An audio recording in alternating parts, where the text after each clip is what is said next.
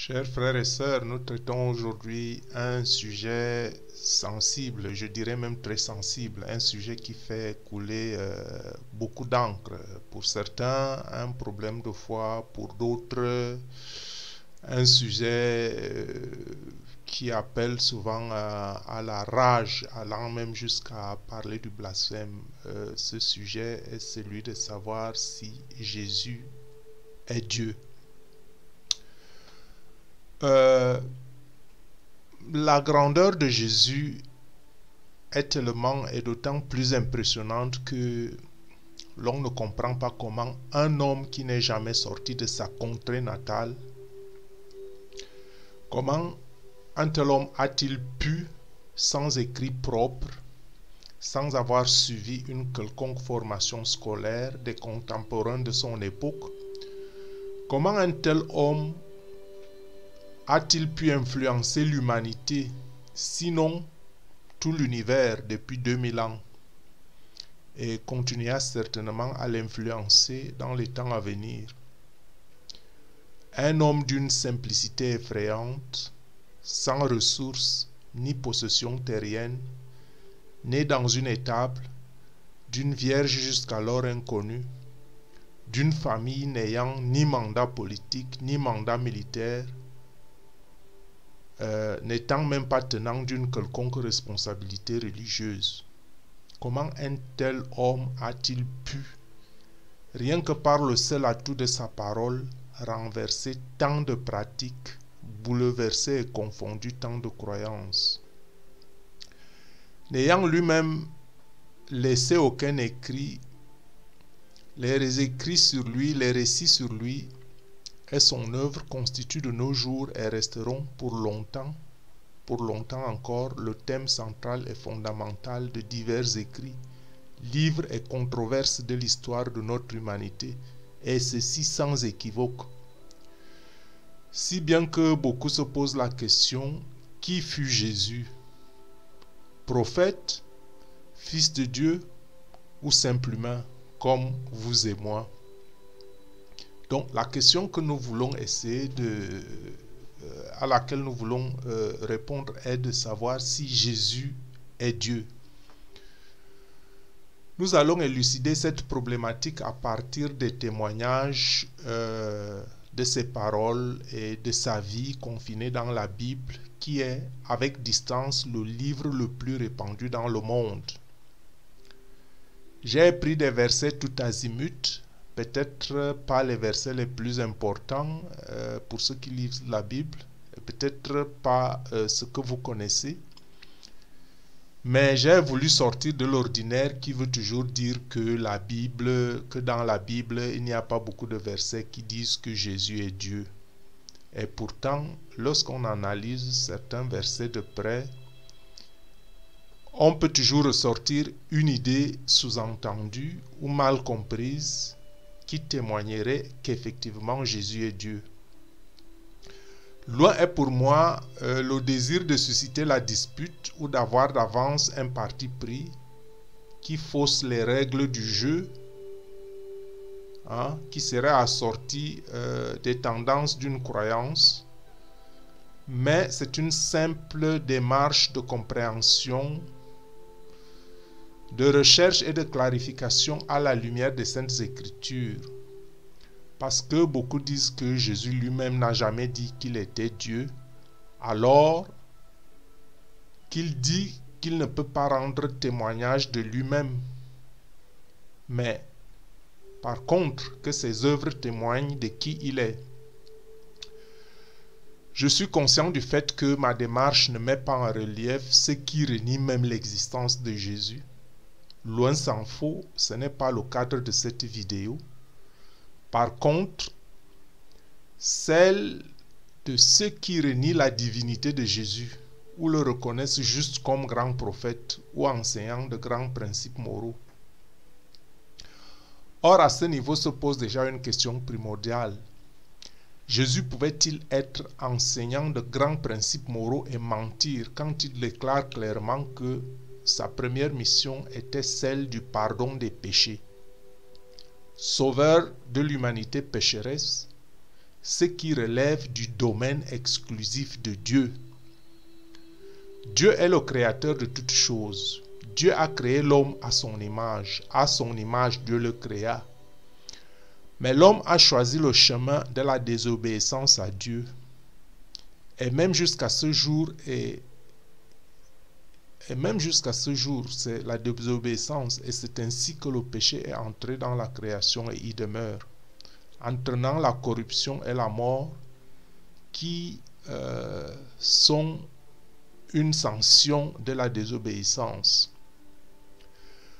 L'ange désobéissant et déchu est donc devenu le chef du monde où nous vivons, raison pour laquelle il a bien plu à Dieu dans son amour de trouver un moyen de ramener l'humanité déchue vers lui, ce qui est la conséquence qui explique notre situation aujourd'hui.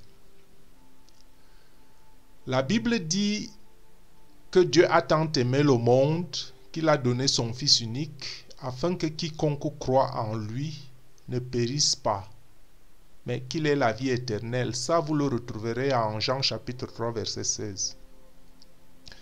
Et Dieu lui-même a rendu témoignage. Dieu a rendu ce témoignage au sujet de son Fils, Jésus-Christ le Sauveur. Celui-ci est mon Fils bien-aimé, en qui j'ai trouvé mon affection, écoutez-le. C'est en Matthieu chapitre 17, verset 5. La Bible dit encore qu'en Jésus-Christ habite toute la plénitude de la déité corporelle. Ça, vous le lisez en Colossiens 2, chapitre 9.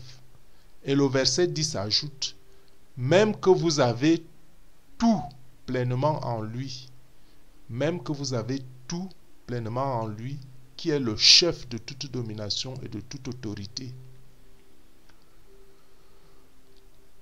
Or, Jésus-Christ lui-même dit que personne ne m'ôte la vie, mais moi, je la donne de moi-même.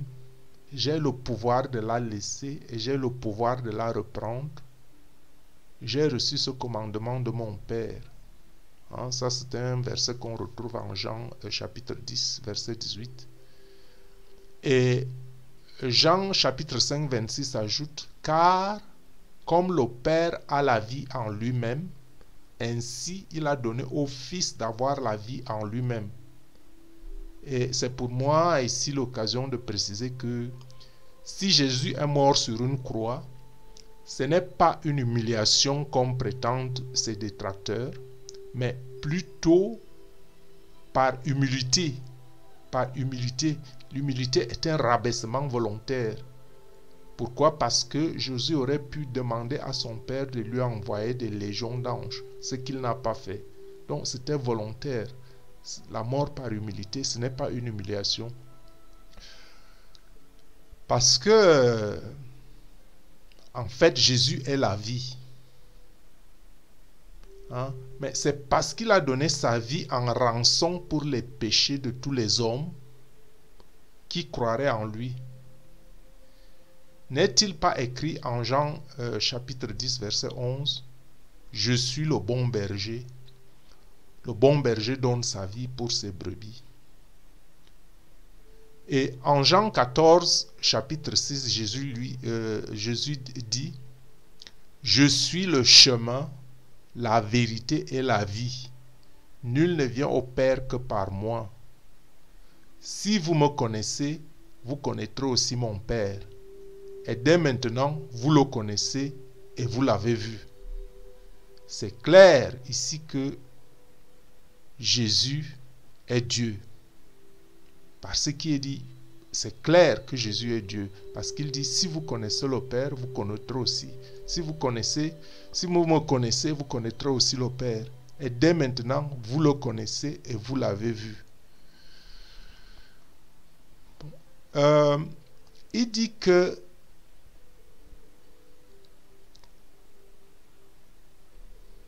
que la vérité, Jésus dit donc dans Jean 14, 16 qu'il est la vérité. Il est la vérité. Et supposons donc que vous le considériez jusqu'alors que comme prophète. Que concluriez-vous? Que conclurez-vous? Un prophète de Dieu peut-il mentir? Donc, si Jésus est la vérité de la parole, cette parole qui a été faite chair, et elle a habité parmi nous, pleine de grâce et de vérité, et nous avons contemplé sa gloire, une gloire comme la gloire du Fils unique venu du Père. Ça, c'est un verset qu'on retrouve en Jean 1, 14. Donc, Jésus est la vérité, hein, la vérité de la parole, cette parole qui a été faite chair et qui a habité parmi nous, pleine de grâce et de vérité. Et nous avons contemplé sa gloire, une gloire comme la gloire du Fils unique venu du Père. Hein? Et c'est la même parole qui était au commencement, et cette parole était avec Dieu, et cette parole était Dieu. Ça, c'est Jean 1.1. Hein? Cette parole qui est venue avant toute chose, et toute chose subsiste en lui. Ça, c'est en Colossiens 1, verset 17. Et cette parole qui dit, en vérité, je vous le dis, avant qu'Abraham fût, je suis. Ça, c'est en Jean 8, 58. Ou en Jean 14, 9, qui dit, celui qui m'a vu a vu le Père. Comment dis-tu, montre-moi le Père, montre-nous le Père? C'est-à-dire que Jésus et le Père sont un. Hein? Ça, c'est écrit aussi en Jean chapitre 10, verset 30. Moi et le Père, nous sommes un. Donc, le Fils de l'homme possède l'autorité sur la terre de pardonner les péchés. Le Fils de l'homme possède l'autorité sur la terre de pardonner les péchés. Et cela, on le retrouve en Matthieu chapitre 9, versets 1 à 8. Et c'est ce pourquoi les Juifs l'accusaient de blasphème. Hein? Donc, la lecture de Matthieu chapitre 9, versets 1 à 8, montre que Jésus connaissait la pensée des pharisiens. Il connaissait la pensée de leur cœur. Ce qui, en fait, est donc une marque de divinité. Quand quelqu'un sait déjà auparavant ce que vous supposez, ce que vous pensez, c'est une marque de divinité. Et ne disait-il pas simplement lui-même, et en s'adressant aux morts, il disait, Lazare, sors. Hein? Jésus a ressuscité Lazare. Il s'adresse à un mort. Il dit, Lazare, sors. En Jean 11, verset 43. Ou bien, lève-toi. En Matthieu 9, 25. Hein? Parce que Jésus a fait beaucoup de miracles. Il a ressuscité les morts. Il a réveillé une jeune fille. Hein? Et ça, vous le retrouverez en Marc, chapitre 5, verset 41. Donc, les morts lui obéissent, la mort lui est soumise.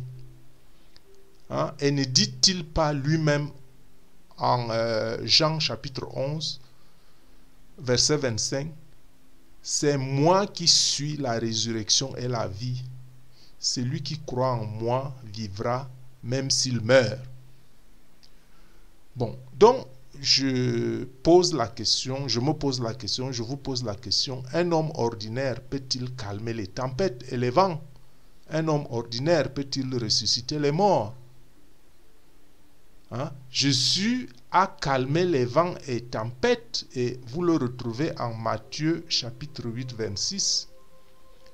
Je lis, alors il se leva, menaça les vents et la mer, et il y eut un grand silence. Hein, tout comme en Marc chapitre 4 verset 39, s'étant réveillé, il menaça le vent et dit à la mer, silence, tais-toi. Et le vent cessa et il y eut un grand calme. Hein? N'a-t-il pas instantanément multiplié des pains et du poisson en Jean chapitre 6 verset 1 à 15? Avec 5 pains et 2 poissons, on a nourri une foule de plus de 5000 personnes. N'a-t-il pas transformé l'eau en vin à Cana? Et ça, on le retrouve en Jean chapitre 2, versets 1 à 11. N'a-t-il pas marché lui-même sur les eaux en Jean chapitre 6, versets 16 à 21. N'a-t-il pas guéri les malades? Pensez à l'infirme de Bethseda en Jean 5, versets 1 à 16. N'a-t-il pas guéri le fils de l'officier royal en Jean 4, 43 à 54? La guérison de l'aveugle-né en Jean chapitre 9. Alors la question à ce niveau est de savoir pourquoi un enseignant de la vérité aurait-il prétendu être l'égal de Dieu? En Jean chapitre 5, versets 16 à 29,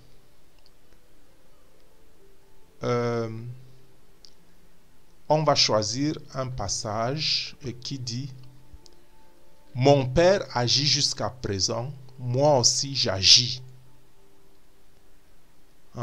Donc, à cette parole, les Juifs cherchaient encore plus à le faire mourir, parce qu'il appelait Dieu son propre Père et se faisait l'égal de Dieu. Donc, il y a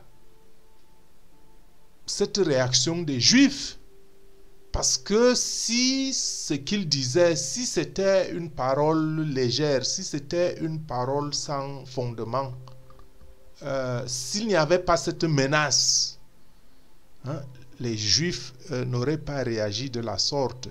Et que même, écoutez, ce passage de Matthieu 8, verset 28, Matthieu chapitre 8, verset 28, où deux démoniaques vinrent à sa rencontre sortant du sépulcre, si dangereux que personne ne pouvait passer par ce chemin-là.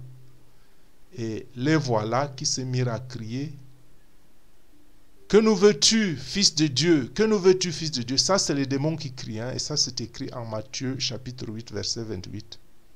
Es-tu venu ici pour nous tourmenter avant le temps? Or, à quelque distance, il y avait un grand troupeau de porcs en train de paître, et les démons suppliaient Jésus en disant: Si tu nous chasses, envoie-nous donc dans le troupeau de porcs. Vous voyez, donc, même les démons reconnaissent aussi en lui le juge puissant de la fin des temps. Les démons reconnaissent en Jésus le juge puissant de la fin des temps, puisqu'ils disent: Es-tu venu ici pour nous tourmenter avant le temps?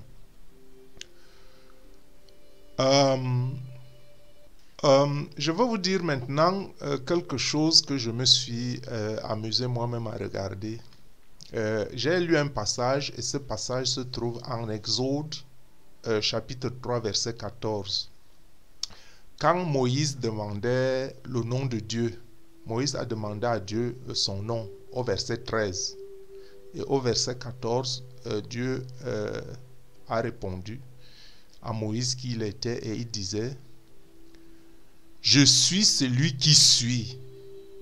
Et il ajouta: C'est ainsi que tu répondras aux enfants d'Israël. Celui qui s'appelle Je suis m'a envoyé vers vous. Vous voyez, Dieu dit donc à Moïse, son nom c'est Je suis. Et je me suis donc amusé à comparer ce Je suis avec Jésus. Et je me dis, c'est une simple coïncidence ou bien juste un hasard. C'est pour rire un peu, c'est pour tirer un peu une parabole. Bon, rire, pas pour rigoler, mais pour voir qu'il y a quand même certaines coïncidences. Jésus, quand vous écrivez Jésus, prenez un peu Je suis et comparez un peu ce groupe de deux mots, Jésus, je suis, et retirez de je suis en un seul mot le I, et le je suis devient Jésus. C'est une coïncidence ou bien c'est un simple hasard? Je me suis seulement amusé à regarder. Moi aussi, j'attire sur votre attention sur ce fait. Bon, on continue. Donc, le je suis, est celui qui relève de la mort. C'est Jésus. C'est la vie. Celui qui croit en moi aura la vie, même s'il meurt, dit-il. Hein? C'est Jésus, le je suis. De la même manière, Jésus déclarait, la lumière du monde, c'est moi. Personne ne va au Père sans passer par moi. Ou bien il disait qu'il est le chemin, la vérité et la vie, comme on l'a vu plus haut. Donc, ces paroles font que l'on pense qu'il y a une intimité entre Jésus et je suis. Entre je suis, c'est Dieu, et Jésus, il y a donc une intimité entre je suis et Jésus. Et cela laisse entrevoir que Jésus était bel et bien celui qu'il prétendait être. Dieu dans la chair, parce que les revendications d'un homme si juste ne pouvaient pas être fausses, parce que si elles étaient fausses, Jésus ne pouvait pas être un grand prophète, il ne pouvait pas être un enseignant de grands principes moraux que nous lui reconnaissons. La personnalité de Jésus n'a jamais laissé entrevoir qu'il souffrait d'un complexe ou d'une folie de grandeur, ou d'une quelconque folie de grandeur. N'a-t-il pas fui quand on voulait faire de lui le roi des Juifs? Il a fui. S'il avait un complexe de folie de grandeur, il aurait accepté. Mais il a plutôt fui. Bon, c'est vrai que je tire déjà une conclusion avant d'avoir examiné tous les versets que je me suis choisi. Mais en fait, la barre de commentaires est ouverte afin que chacun puisse exprimer ses convictions dans le respect et l'amour des autres. J'insiste là-dessus, qu'on exprime ses convictions dans le respect et l'amour des autres. Surtout pensez en laissant un commentaire qu'il s'agit d'un échange, d'un débat sacré. Chercher à convaincre n'est pas forcément synonyme de blesser dans la croyance. Vous avez le libre arbitre, mais pensez que vous y répondrez tôt ou tard par vos actes et vos paroles. Je vais donc continuer par quelques versets et je laisse à tout un chacun de réfléchir sur leur signification. Je prends par exemple le verset de Jean chapitre 17, le 4e verset, où Jésus dit: je t'ai glorifié sur la terre, Père, je t'ai glorifié sur la terre. J'ai achevé l'œuvre que tu m'as donnée à faire. Et maintenant, toi, Père, glorifie-moi auprès de toi-même, de la même gloire que j'avais auprès de toi avant que le monde fût. À réfléchir, n'est-ce pas? Il y a encore le verset du chapitre 17, verset 24, où il dit: Père, je veux que là où je suis, ce que tu m'as donné soit aussi avec moi, afin qu'ils voient ma gloire, la gloire que tu m'as donnée, parce que tu m'as aimé avant la fondation du monde. Aussi à réfléchir, n'est-ce pas? Je vais maintenant à 1 Pierre, c'est tout azimut, non? C'est tout azimut. Je vais maintenant à 1 Pierre chapitre 1, verset 21. Je commence par: qui par lui croyait en Dieu, qui par lui croyait en Dieu, vu qui par lui croyait en Dieu, lequel l'a ressuscité des morts et lui a donné la gloire, en sorte que votre foi et votre espérance reposent sur Dieu. Ou en Philippiens chapitre 2 verset 5: ayez en vous des sentiments qui étaient en Jésus-Christ. Ayez en vous des sentiments qui étaient en Jésus-Christ, lequel, existant en forme de Dieu, écoutez bien, ayez en vous des sentiments qui étaient en Jésus-Christ, lequel, existant en forme de Dieu, n'a point regardé comme une proie à arracher d'être égal avec Dieu, mais s'est dépouillé lui-même en prenant une forme de serviteur, en devenant semblable aux hommes. Je recours à l'Ancien Testament. Il y a un verset là qui m'a intéressé beaucoup. C'est le chapitre 9 de Ésaïe, verset 6. Car un enfant nous est né, un fils nous est donné, et la domination reposera sur son épaule. On l'appellera admirable, conseiller, Dieu puissant, Père éternel, prince de la paix. C'est Ésaïe, le prophète, le grand prophète qui le dit. Ou en Michée chapitre 5 verset 2, « Et toi, Bethléem Ephrata, petite entre les petites villes de Juda, de toi sortira pour moi celui qui dominera sur Israël et dont l'origine remonte aux temps anciens, au jour de l'éternité. » On dit bien au jour de l'éternité. Matthieu chapitre 1 verset 23 nous dit, « Voici la Vierge sera enceinte, elle enfantera un fils et on lui donnera le nom de Emmanuel, ce qui signifie Dieu avec nous. » C'est Jésus, hein? Jésus, son nom c'est Emmanuel, ce qui signifie Dieu avec nous. Ou en Romains chapitre 9 verset 5, « Et les patriarches, et de qui est issu selon la chair, le Christ qui est au-dessus de toutes choses, Dieu béni éternellement. Amen. » Ou en 2 Corinthiens chapitre 4 verset 4, « Pour les incrédules dont le Dieu de ces siècles a aveuglé l'intelligence, afin qu'ils ne vissent pas briller la splendeur de l'évangile de la gloire de Christ, qui est l'image de Dieu. » Qui est l'image de Dieu. Colossiens chapitre 1 versets 15 et 16 dit, « Il est l'image de Dieu invisible, le premier-né de toute la création. » 1 Timothée chapitre 3 verset 16 dit, « Et sans contredit, le mystère de la piété est grand, celui qui a été manifesté en chair, justifié par l'Esprit, vu des anges, prêché aux gentils, cru dans le monde, élevé dans la gloire. » Hébreux chapitre 1, 3, 6, 8. « Et qui, étant le reflet de sa gloire et l'empreinte de sa personne, et soutenant toutes choses par sa parole puissante, a fait la purification des péchés et s'est assis à la droite de la majesté divine dans les cieux très hauts. » Jean 10, 30, 33, 38. On retrouve la même chose. « Moi et le Père, nous sommes un. » Moi et le Père, nous sommes un. Jean 20, 28. Thomas lui répondit, « Mon Seigneur et mon Dieu. » Donc si Jésus n'était pas Dieu, il n'aurait pas accepté que son disciple lui dise « Mon Seigneur et mon Dieu » parce que Jésus est la vérité. Ou bien en Apocalypse, chapitre 1, versets 17 et 18. « Quand je le vis, je tombai à ses pieds comme mort. Il posa sur moi sa main droite en disant, « Ne crains point, je suis le premier et le dernier. » L'Apocalypse de Jean, c'est Jésus qui l'a bien révélé. Que Dieu vous bénisse.